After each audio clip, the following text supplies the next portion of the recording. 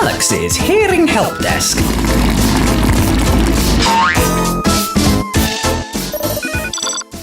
Aha! I've got a call. Hallux's Hearing Help Desk.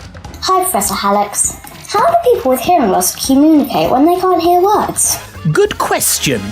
Being able to hear is a huge part of how we communicate. Imagine trying to understand what someone is saying without being able to hear the words. There are lots of ways that people with hearing loss can understand what someone says. One of the most common ways is called lip reading. Our mouths make different shapes depending on what sounds, letters and words we say. It's possible to understand what someone says by learning these shapes and looking closely at a person's lips as they speak. Looking at hand gestures and facial expressions, like smiles or frowns, can also help.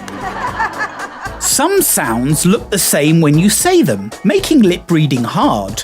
A person can make life easier for people with hearing loss by using something called sign language, which is a set of hand shapes, positions, and movements that show meaning, like words and sentences. You may have seen a sign language interpreter on the television.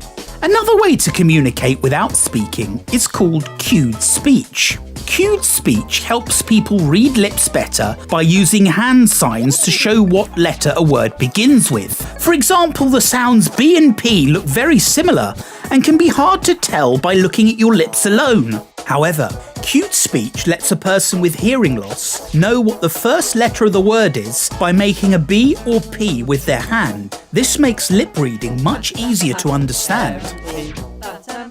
And what about speech on the TV? Technology can transform what the actors say into words displayed on the TV screen, so everyone can join in on the action.